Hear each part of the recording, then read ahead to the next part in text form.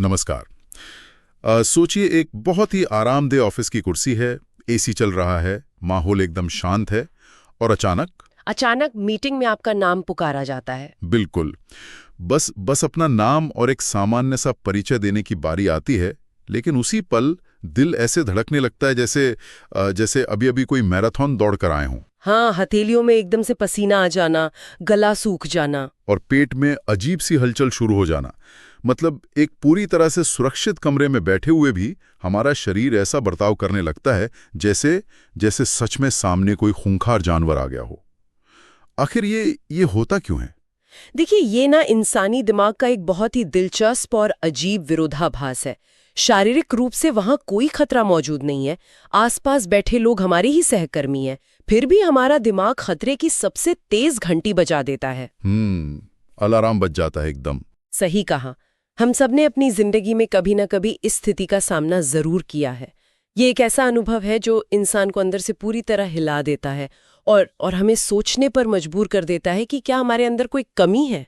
ठीक है, तो आइए इसे विस्तार से समझते हैं, क्योंकि आज ऑडियो पॉडकास्ट चैनल की इस गहरी चर्चा का मुख्य विषय यही है। हम माइक एकर की बेहद चर्चित किताब स्पीक विद नो फियर के उन पन्नों और विचारों की पड़ताल कर रहे हैं जो सच में पब्लिक स्पीकिंग के इस खौफनाक राक्षस को देखने का हमारा पूरा नजरिया ही बदल देते हैं। एकदम सही। और यहाँ इस विश्लेषण का मिशन ये कतई नहीं है कि हम इस डर को किसी जादू की छड़ी से रातों रात पूरी तरह गायब कर दें। हाँ, क्योंकि वो तो मुमकिन ही नहीं है। हमारा असली मकसद ये समझना है कि चाहे किसी बड़े मंच पर बोलना हो या ऑफिस की मीटिंग हो या फिर कैमरे के सामने बात करनी हो, इस डर से भागने के बजाय उसे आत्मविश्वास में कैसे बदला जाए। बिल्कुल। तो किताब के शुरुआती हिस्सों से जो सबसे पहली बात निकल कर आती है वो ये है कि ये डर बहुत ही स्वाभाविक है। मतलब बड़े-बड़े और दशकों का अनुभव रखने वाले स्पीकर्स भी इससे अछूते नहीं हैं। बिल्कुल अछूते नहीं हैं। लेकिन मेरा सवाल ये है कि हमारा दिमाग एक साधारण सी स्पीच या प्रेजेंटेशन को मौत के खतरे जैसा क्यों मान लेता है? इसके पीछे ना एक बहुत ही गहरा इवोल्यूशनरी कारण है, मतलब विकासवाद से जुड़ा हुआ।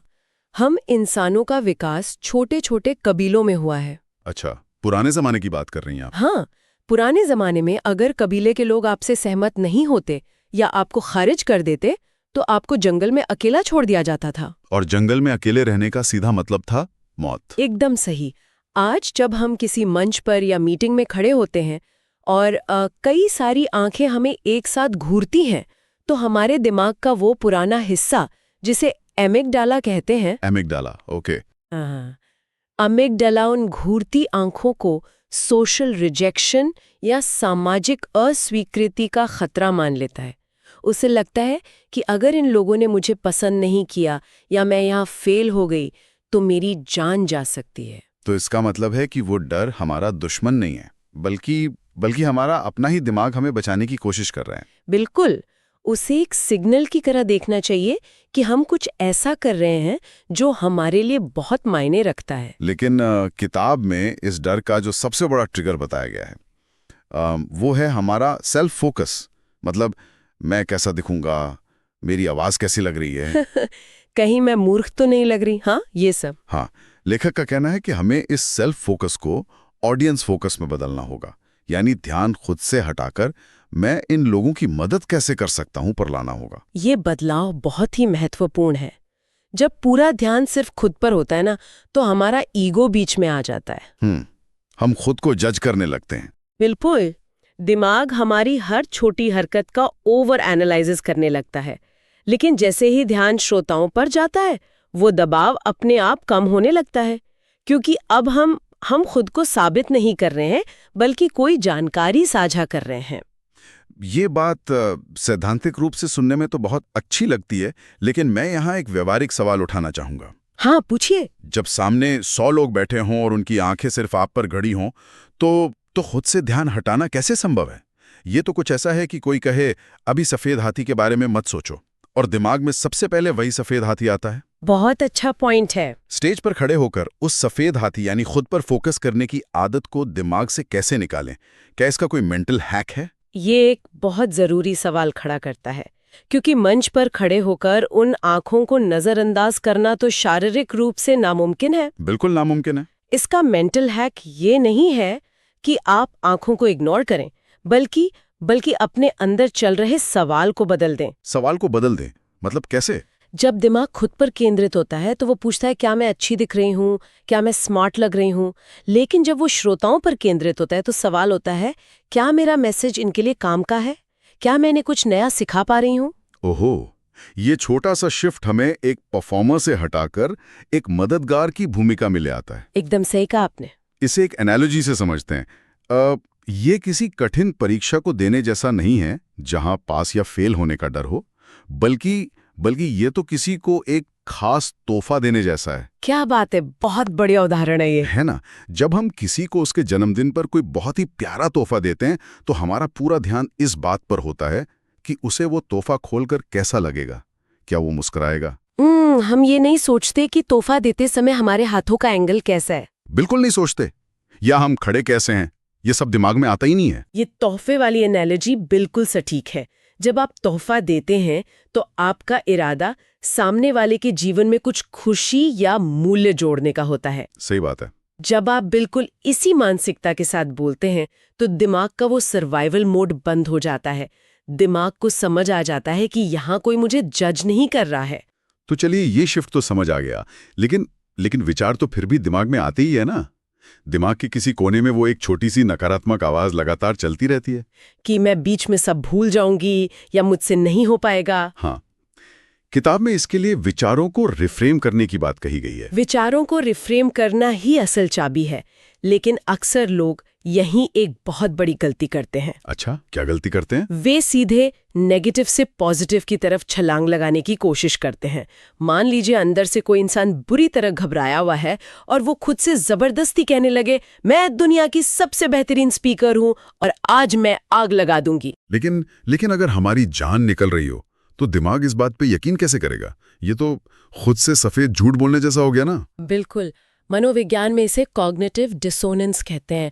जब आपके विचार और आपकी असल शारीरिक स्थिति में जमीन आसमान का फर्क होता है तो दिमाग मानता ही नहीं है। हाँ, दिमाग उस अति सकारात्मक विचार को तुरंत एक झूठ मानकर खारिज कर देता है और इससे घबराहट कम होने के बजाय उल्टी और बढ़ जाती है। बाप रे, ये तो उल्टा असर हो गया। इसीलिए माइक एकर कहते हैं कि नेगेटिव से पहले न्यूट्रल पर आएं। न्यूट्रल से मतलब क्या है? क्या हम खुद से ये कहें कि ठीक है, मैं फेल नहीं होऊंगा, बस कैसे भी करके इसे खत्म कर दूंगा? मुझे इसका कोई सटीक उदाहरण दीजिए कि ग्रीन रूम में या मीटिंग से ठीक पहले खुद से क्या कहना चाहिए। न्यूट्रल का मतलब है कोरी भावनाओं के बजाय तथ्यों पर टिके रहना, फैक्ट्स पर। Okay, facts. हाँ, मैं फेल हो जाऊंगी जो कि नेगेटिव है। हाँ। उससे बदलकर मैंने इस विषय पर 3 दिन रिसर्च की है और मैं अपनी तैयारी के हिसाब से बात रखूंगी, जो कि न्यूट्रल है, उसमें बदलना। अच्छा, या फिर मैं आज अपना बेस्ट देने की कोशिश करूंगा। एकदम सही। ये एक ऐसी सचेत सेल्फ टॉक है जिसे हमारा दिमाग बिना किसी विरोध के आसानी से स्वीकार कर लेता है, क्योंकि ये एक सच्चाई है। समझ गया। और एक बार जब दिमाग न्यूट्रल हो जाता है तब उसे पॉजिटिव दिशा में ले जाना बहुत आसान होता है। बिल्कुल आसान हो जाता है। तो इस सब का मतलब क्या है? इसका सीधा सा मतलब यह है कि सिर्फ अच्छा सोचने से काम नहीं चलेगा। इसके पीछे एक ठोस जमीनी हकीकत होनी चाहिए। और वो हकीकत है हमारी तैयारी। हाँ, प्रिपरेशन। किताब स्पष्ट रूप से कहती है कि कॉन्फिडेंस का सबसे बड़ा स्रोत तैयारी ही है। बिना तैयारी के सिर्फ सोच बदलने से कुछ नहीं होने वाला। बिना किसी शक के तैयारी वो मजबूत नींव है जो उन न्यूट्रल विचारों को सच साबित करती है। और तैयारी का मतलब सिर्फ अपनी स्क्रिप्ट को मनी मन पढ़ना या लैपटॉप पर स्लाइड्स देखते रहना नहीं है। तो फिर सही तैयारी क्या है? किताब बाकायदा स्पीच को पूरा लिखने, उसे जोर जोर से बोलने और कैमरे या शीशे के सामने रिहर्स करने की सलाह देती है। इसे क्रिकेट की एक और एनालॉजी से समझते हैं। शैडो बैटिंग करना, यानी बिना गेंद के सिर्फ हवा में बल्ला घुमाना बहुत आसान लगता है। हाँ, हवा में तो हर कोई सचिन तेंदुलकर है। बिल्कुल, ये बिल्कुल वैसा ही है जैसे मन ही मन अपनी स्क्रिप्ट को पढ़ लेना। दिमाग में सब परफेक्ट लगता है क्योंकि कोई शारीरिक रुकावट नहीं होती। सही कहा। लेकिन जब आप असल में जोर से बोलते हैं तो आप लड़खड़ाते हैं, आपकी सांस फूलती है। तो बिना आवाज निकाले तैयारी करना पब्लिक स्पीकिंग के लिए एक बहुत ही अधूरी तैयारी क्यों है? अगर हम इसे बड़ी पिक्चर से जोड़ें तो इसका संबंध सीधा दिमाग के डर से है। हमारा दिमाग ना अनिश्चितता से सबसे ज्यादा नफरत करता है। अनिश्चितता मतलब अनसर्टेनिटी। हाँ, जब हम मन ही मन पढ़ते हैं तो हमें नहीं पता होता कि हमारे मुंह से शब्द कैसे निकलेंगे, हमें सांस कहाँ लेनी है और हमारी अपनी आवाज उस माहौल में कैसी सुनाई देगी। बहुत बड़ा पॉइंट है। लेकिन जब हम खाली कमरे में जोर से बोलकर प्रैक्टिस करते हैं तो हम अपने कानों और दिमाग को उस आवाज और उन शब्दों की फिजिकल सेंसेशन से परिचित करा देते हैं। इससे वो अनिश्चितता वाला हिस्सा खत्म हो जाता है। बिल्कुल, और अनिश्चितता खत्म होते ही एमिगडाला शांत होने लगता है। कमाल है। तो हमने दिमाग को न्यूट्रल कर लिया, जोर जोर से बोलकर अनिश्चितता भी खत्म कर दी। लेकिन अब मान लीजिए वो पल आ गया है, हम स्टेज की सीढ़ियां चढ़ रहे हैं या जूम मीटिंग में खुद को अनम्यूट कर रहे हैं। वो सबसे डरावना पल। हाँ, उस वक्त जो शरीर के अंदर तूफान उठता है उसका क्या? दिमाग तो शांत कर लिया, पर कांपते हुए हाथों और तेज सांसों को कैसे समझाएं? यहीं पर बॉडी लैंग्वेज का विज्ञान काम आता है। हमारी बॉडी लैंग्वेज सिर्फ दूसरों को ही नहीं बल्कि हमारे खुद के दिमाग को भी सिग्नल भेजती है। अच्छा, खुद के दिमाग को भी? जी हाँ, लेखक सुझाव देते हैं कि सीधे खड़े हों, अपनी रीढ़ की हड्डी को सीधा रखें और थोड़ा धीरे व साफ बोलें। लेकिन सीधे खड़े होने से अंदर का डर बायोलॉजिकली कैसे कम हो सकता है? मतलब ये तो सिर्फ बाहर से कॉन्फिडेंट दिखने का एक तरीका लगता है ना? नहीं, ये सिर्फ दिखावा नहीं है, इसके पीछे एक पूरा मैकेनिज्म काम करता है। वो कैसे? जब हम सीधे खड़े होते हैं और अपने कंधों को हल्का सा पीछे करते हैं तो ये हमारे फेफड़ों को पूरी तरह से फैलने की जगह देता है। लंग्स को जगह मिलती है। हाँ, घबराहट में हमारी सांसें बहुत छोटी और तेज हो जाती हैं, जिसे शैलो ब्रीदिंग कहते हैं। इससे शरीर में ऑक्सीजन कम पहुंचती है और पैनिक बढ़ता है। सही बात है। लेकिन जब छाती खुली होती है और हम एक गहरी सांस लेते हैं तो हमारे शरीर के वेगस नर्व के जरिए नर्वस सिस्टम को एक सीधा सिग्नल जाता है कि सब ठीक है, हम सुरक्षित हैं। और इसके बाद दिल की धड़कन अपने आप बायोलॉजिकली सामान्य होने लगती है। बिल्कुल। यहाँ पर एक कॉन्सेप्ट आता है जो सच में दिमाग घुमा देने वाला है। इसे समझने के बाद ना हर किसी का नजरिया बदल जाएगा। कौन सा कॉन्सेप्ट? किताब में बताया गया है कि जो नर्वसनेस या घबराहट हमें महसूस होती है वो असल में शरीर की एक एनर्जी है। मतलब शरीर के लिए डर और उत्साह दोनों के लक्षण बिल्कुल एक जैसे ही होते हैं। ये इंसान की बायोलॉजी का सबसे शानदार हिस्सा है जिसे समझना बहुत बहुत जरूरी है। हाँ, मुझे भी ये सबसे इंटरेस्टिंग लगा। देखिए, जब डर लगता है जैसे मंच पे जाने से पहले, तो शरीर में क्या होता है? एड्रेनालाइन और कॉर्टिसोल रिलीज होता है, दिल तेजी से धड़कता है, हथेलियों में पसीना आता है और फोकस एकदम शार्प हो जाता है। हाँ, बिल्कुल ऐसा ही होता है। अब जरा सोचिए, जब कोई व्यक्ति रोलर कोस्टर पर बैठने वाला होता है या अपनी पसंदीदा टीम का फाइनल मैच देख रहा होता है, तब क्या होता है? तब भी शरीर में बिल्कुल यही सब होता है। एग्जैक्टली।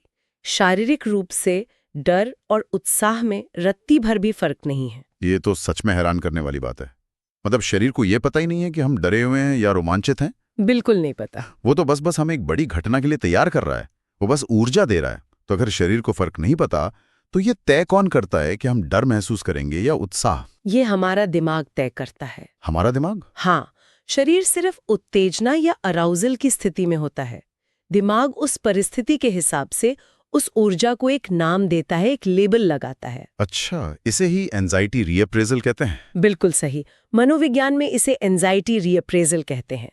अगर हम सोचते हैं कि हम फेल होने वाले हैं तो दिमाग उस तेज धड़कन को डर या पैनिक का नाम दे देता है। और अगर हम उसी तेज धड़कन को महसूस करके खुद से कहें, मैं तैयार हूं, मेरा शरीर मुझे इस प्रेजेंटेशन के लिए एक्स्ट्रा ऊर्जा दे रहा है, तो वही ऊर्जा उत्साह बन जाती है। इसीलिए मैं नर्वस हूं वाले विचार को तुरंत मैं एक्साइटेड हूं में बदल देना चाहिए। एकदम। मतलब डर के उस तूफान को जबरदस्ती रोकने या दबाने के बजाय उसकी दिशा मोड़ देनी है। उस एक्स्ट्रा एनर्जी का इस्तेमाल अपनी आवाज में जोश और हाव भाव में जान डालने के लिए करना है। बिल्कुल। उस तेज एनर्जी को रोकना एक बहती हुई नदी के सामने दीवार खड़ी करने जैसा है जो टूट जाएगी।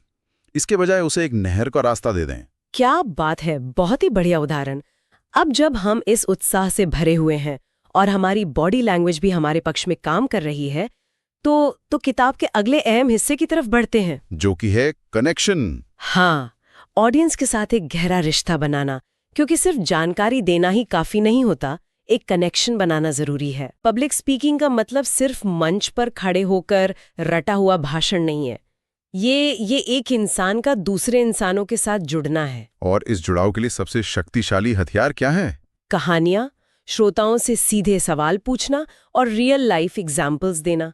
जब हम कहानियां सुनाते हैं ना, तो सुनने वालों के दिमाग में भी बिल्कुल वही न्यूरॉन्स फायर होते हैं जो हमारे दिमाग में हो रहे होते हैं। अच्छा, इसे ही न्यूरल कपलिंग कहते हैं। हाँ, इसे न्यूरल कपलिंग कहते हैं। ये वैज्ञानिक रूप से लोगों को हमसे जोड़ता है। और इस जुड़ाव को और निखारने के लिए हमारी प्रैक्टिस को पर्पसफुल बनाना भी जरूरी है। मतलब सिर्फ रटना नहीं है। हाँ, यानी खुद को कैमरे पे रिकॉर्ड करना, उसे देखना, दूसरों से ईमानदार फीडबैक लेना और फिर कमियों को पहचानना। लेकिन यहाँ मैं एक बहुत ही व्यावहारिक चुनौती देना चाहूंगा। जी बताइए। हमें ना बचपन से समाज में, स्कूलों में और अब कॉर्पोरेट मीटिंग्स में हमेशा यही सिखाया जाता है कि हर प्रेजेंटेशन एकदम परफेक्ट होनी चाहिए। हाँ, कोई गलती नहीं होनी चाहिए। बिल्कुल। तो क्या ऐसे माहौल में जहां हर कोई एक दूसरे को जज कर रहा है, मंच पर गलतियां करना सच में स्वीकार किया जाता है? ये एक बहुत ही जायज़ डर है जो इस कॉर्पोरेट और प्रोफेशनल कल्चर ने हमारे अंदर बैठा दिया है। हर कोई परफेक्ट दिखना चाहता है। तो क्या हमें परफेक्ट नहीं दिखना चाहिए? मानव मनोविज्ञान कुछ और ही कहता है। लोग रोबोट जैसी परफेक्शन से कभी गहराई से कनेक्ट नहीं करते। परफेक्शन असल में एक अदृश्य दीवार बना देती है। एक दूरी बन जाती है। हाँ, श्रोताओं को लगता है कि ये व्यक्ति तो हमसे बहुत ऊपर है, लेकिन जब बोलते समय कोई हल्का सा अटक जाता है, कोई शब्द भूलकर मुस्कुरा देता है या अपनी कोई गलती मान लेता है, तो इसे प्रैटफॉल इफेक्ट कहते हैं। प्रैटफॉल इफेक्ट? हाँ, ये कमियां इंसान को एक असली इंसान बनाती हैं। मतलब हमारी कमियां और हमारी कमजोरियां ही हमें दूसरों से जोड़ती हैं। बिल्कुल। लोग एक असली इंसान की कमियों और उसकी सच्चाई से, उसकी ऑथेंटिसिटी से जुड़ते हैं। किसी भी प्रेजेंटेशन या स्पीच का अंतिम लक्ष्य क्या होता है? लोगों तक अपनी बात पहुंचाना और लोगों का आप पर और आपके मैसेज पर भरोसा करना। और भरोसा कभी भी रोबोटिक परफेक्शन से नहीं आता, वो ऑथेंटिसिटी से पैदा होता है। ये बात सच में बहुत गहरी है। हमें किसी मशीन की तरह व्यवहार नहीं करना है, बस अपनी सच्चाई के साथ वहां मौजूद रहना है। एकदम सही। चलिए, अगर आज के इस पूरी गहरी चर्चा के सभी प्रमुख बिंदुओं को एक धागे में पिरोएं, तो कहानी कुछ इस तरह बनती है। डर को एक खतरे के बजाय एक इवोल्यूशनरी सिग्नल की तरह देखें। हाँ, और अपना फोकस खुद से हटाकर श्रोताओं की मदद करने पर लगाएं, जैसे किसी को कोई तोहफा दे रहे हों। और अपने विचारों को नेगेटिव से सीधे अति पॉजिटिव में ले जाने के बजाय पहले न्यूट्रल अवस्था में लाएं, जिसे आपका दिमाग सच मान सके। और प्रैक्टिस कैसे करनी है? जोर जोर से बोलकर इतनी ठोस तैयारी करें कि दिमाग की अनिश्चितता खत्म हो जाए। और सबसे अहम बात, उस तेज शारीरिक ऊर्जा को घबराहट का नाम देने के बजाय उसे अपना उत्साह माने। और अंततः परफेक्ट मशीन बनने की दौड़ से बाहर निकलकर एक असली इंसान की तरह अपनी बात रखें। तो कुल मिलाकर माइक एकर की ये विचार सिर्फ पन्ने नहीं है, बल्कि ये उस डर की पूरी साइकोलॉजी और बायोलॉजी को हैक करने का एक बहुत ही व्यवहारिक तरीका है। सच कहूं तो जब हम इस पूरे विज्ञान और मानसिकता को समझ लेते हैं ना, तो पब्लिक स्पीकिंग एक डरावने सपने से बदलकर अपनी बात और अपने विचारों को दुनिया तक पहुंचाने का एक बहुत ही खूबसूरत माध्यम बन जाती है। बिल्कुल बन जाती है। और इसी बात पर मैं श्रोताओं के लिए एक नया और सोचने पर मजबूर करने वाला विचार छोड़ना चाहूंगा। जी। हमने देखा कि शारीरिक रूप से डर और उत्साह बिल्कुल एक ही चीज है। वही तेज धड़कन, वही पसीना, वही ऊर्जा। तो जरा सोचिए, क्या पता वो अगली सबसे डरावनी प्रेजेंटेशन या मीटिंग जिससे हम भाग रहे हैं, जिसे टालने की हम पूरी कोशिश कर रहे हैं, वो असल में कोई खतरा नहीं बल्कि हमारी जिंदगी का सबसे रोमांचक मौका हो, जिसका हम न जाने कब से इंतजार कर रहे थे। क्या बात है! बस हमें उस ऊर्जा को सही नाम देना है। बिल्कुल। आज के इस विश्लेषण में इतना ही। अगर ये चर्चा पसंद आई हो तो ऑडियो पॉडकास्ट को फॉलो जरूर करें। मिलते हैं अगली बार एक और दिलचस्प और पावरफुल विचार के साथ। नमस्कार।